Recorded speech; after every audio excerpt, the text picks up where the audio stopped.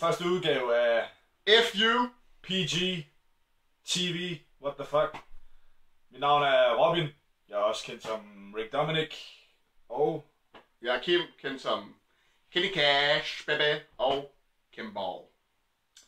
Og i første afsnit her, der skal vi skal sådan set snakke om NXT og TakeOver pay-per-view her den 29. Så der er rigeligt at snakke om. Vi har jo Tyson Kidd, som skal kæmpe mod Adrian Neville om NXT-titlen. Jeg glæder mig. Endelig kommer Kidd op og får en chance igen. Nemlig. Han har jo udtalt noget om, at både på Twitter og sådan lidt rundt omkring, at han har nogle egenskaber, som man ikke rigtig har set før, og han kan blow alle away. Både wrestlere, såsom agenter, backstage og sådan noget. Så det er hans chance nu. Jeg tror, det er nu, at folk de ligesom satser på, at det er nu eller aldrig for ham. Jeg glæder mig. Han er imponerende i forvejen og teknisk dygtig. Han er lille, men jeg tror virkelig, de trykker den af, de to. Det bliver en god kamp. Tyson Kidd, han kan med alle. Adrian Neville kan hænge ud med alle næsten i ringen også. Altså, vi snakker jo, jeg har set ham mod Sami Zayn og ja, Tyler Breeze. Der blev leaget en dark match på main event med Adrian Neville mod Sami Zayn. Hold da kæft, hvor de trykker den af. De kan sgu noget, og resten af showet på main event, det var sådan set bare lort. Det var rent snak. Det var rent snak, så dark matchen, det var main eventen. Main eventen for TakeOver. Kidd mod Adrian Neville. Hvem vinder? Og hvorfor? Jeg tror ikke, Tyson Kidd, han tager den. Det tror jeg ikke. Jeg ville mark fuldstændig, hvis han gjorde, men jeg tror det ikke, fordi Neville, hvor lang tid har han været champ nu? Et par måneder eller sådan noget, jeg er lige op over. Så jeg tror han fortsætter lidt ud i hvert fald. Ja. Jeg tror det heller ikke. Jeg tror også, at Kidd han tager med. Jeg tror, at vi får et heel turn for Tyson Kidd. At det er et nye vej til Kidd. Et heel. Efter alt det der Total Diva. Og så må vi se ham som den glade little boy der. Man kan godt se, at han har forbedret sig i hvert fald på mikrofonen. Ja. Altså, han kan jo fandme ikke blive mere crisp i ringen, så vi ved, at han kan sit shit. Det er mere personlighedsmæssigt og karaktermæssigt.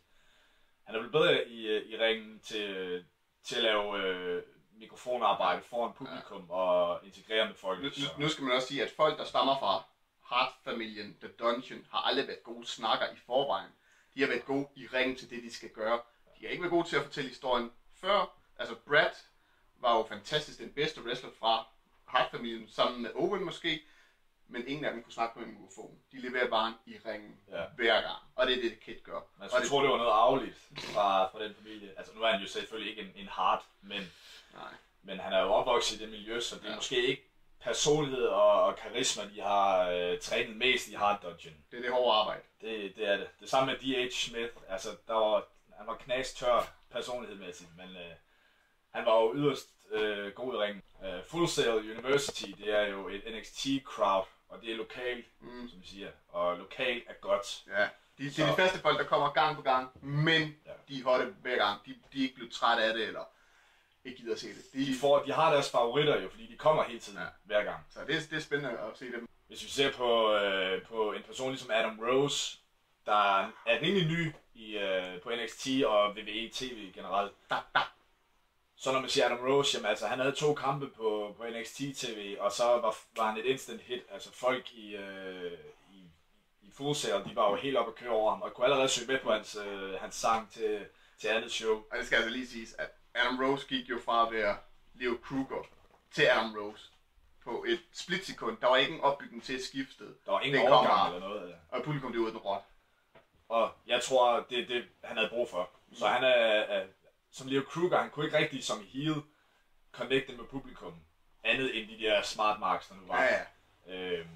Men Adam Rose, bum, alle de er med, så det er et hit for ham. De har fundet ud af, at det virker. Så er det der med, der virker. Han skulle faktisk møde Camacho til TakeOver. Camacho tidligere sammen med Hunico. Ja. Er det bedre for Camacho at vælge en uden Hunico? Det tror jeg. Fordi at et eller andet sted, altså Hunico og Camacho, de var jo ikke så meget på tv som alle andre.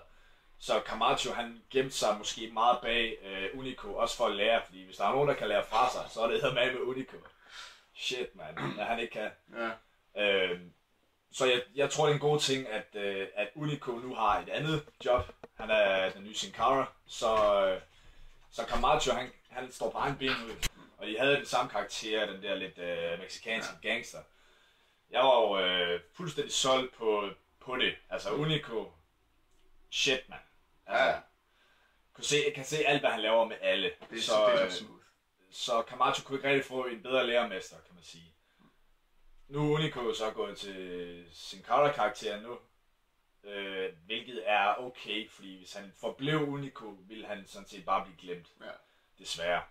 Så nu har han noget at lave, i hvert fald. Og det er sgu altid noget, fordi hvis der er en, der ikke skal fyre, så er det sgu Unico. det synes jeg. Og Camacho, han står bare en ben nu jo.